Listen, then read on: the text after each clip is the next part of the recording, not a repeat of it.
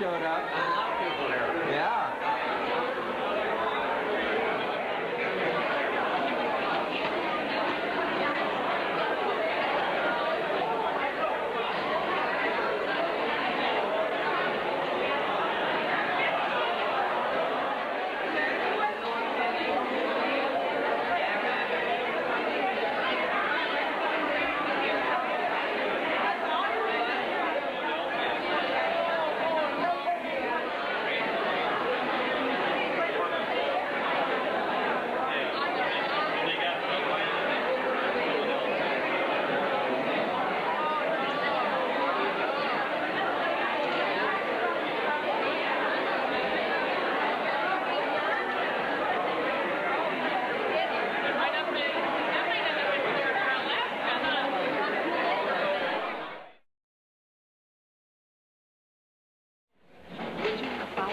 Trying to find the old hymnal that might have a service of marriage in it, but there wasn't service of marriage, so they must have winged it for a while and put in a couple prayers here and there and said the vows and made sure that they were married.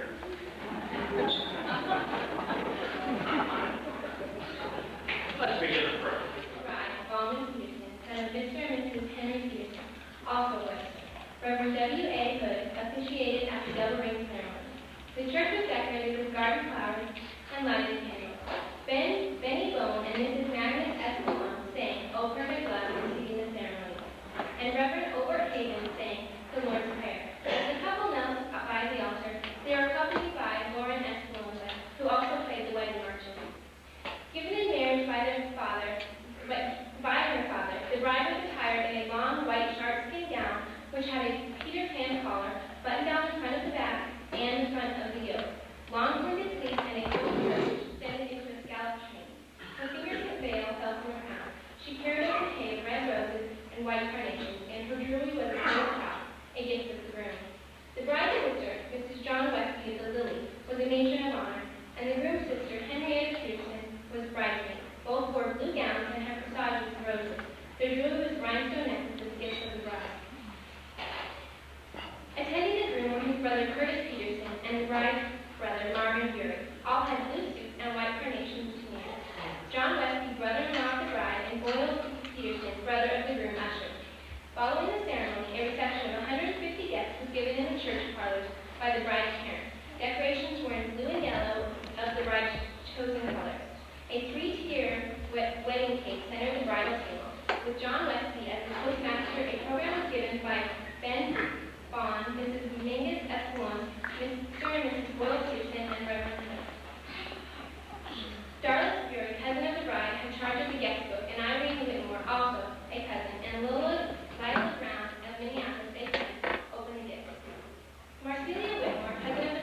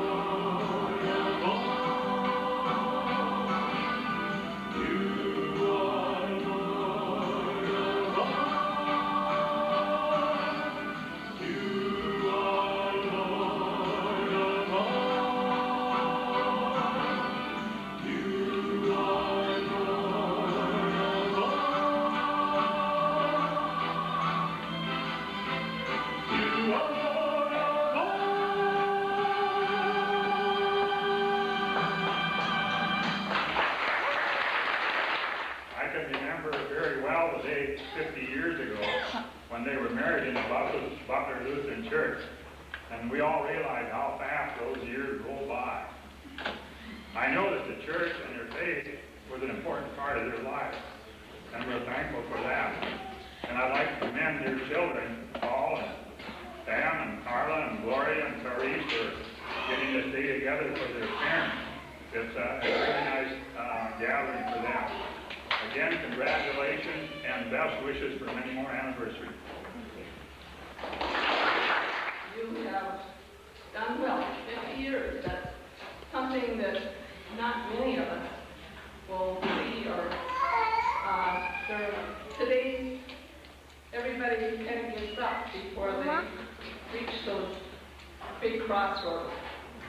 But now we'll go back in time. The summer of 1950. Back in those days, we had summer Bible school. And believe it or not, but Owen, back in those days, was very shy. Very And Marla's was the Bible school teacher at our school, at Peterson School. And it was customary for the teachers to live with somebody in the area, since Marla's didn't drive. And so she stayed at our house for around 2 weeks. And like I said, Owen was very bashful and shy. He was at home working on the farm. And even though he was kind of, he was nice to everybody, but he kind of was shy from Marla. But he was so nice, he'd take us for a ride almost every night. And I think that Roger Ellison, who is now a nephew, was working on the farm. And sometimes Mama would go with. And anyway, I would always make sure that Marla would sit next to Owen. I'd say, oh, you better sit there. I need to sit by the window. I get seasick. So that went along pretty well. And I think that after Bible school was over, Owen did make some trips up to Butler, and they went out on some dates. Then I think Marlis went to Minneapolis, and then for some reason, there wasn't anything on the farm for Owen to do that winter. So he went out and was working in Minneapolis. Well, before you knew it, spring was there, and Owen was back, and all of a sudden, they were getting married. That was an exciting, happy time. Their first home, well, let me back up a little bit. One of the things that we would do during the 2 weeks that Marlis was staying with us, Roger and I especially would walk around and we'd sing the song, What God, it's no secret what God can do. And Marlis even was embarrassed by that song. They got married, and like Sarah read, their first home was on a farm east of Lilly, and it was at the, it was known as the Ted Halligan Farm, and it was there that they got labeled as the dynamite couple. Just the shivaree. And Daddy came with his sticks of dynamite, and he almost moved the house off on me. And but they all laughed about it and took it in good humor. And from there, there they moved to what was Peterson home farm. And there they farmed and milked cows, and life wasn't always easy. It was a lot of hard work. There they raised their 5 children. In the 80s, got out of there a little bit, built a home in Cottonwood, where many of us have enjoyed, and I hope that they can enjoy it more and be there. I know that God has always been the center of their home, and He has richly blessed them. First, their 5 wonderful children and their wonderful daughter-in-law and their son-in-laws. They're all very good people, have contributed lots. And now they've got, 9 grandchildren, 4 step-grandchildren, and I think 3 great-grandchildren. They've been blessed with relatively good health and good friends. They have been a friend to many people, and in return, they have many good friends. I wish for you both many years of good health and much happiness and stress-free living. And may we all remember, if anyone is in Christ, he is a new creation. Old things passed away. Behold, all things have become new. Bless you.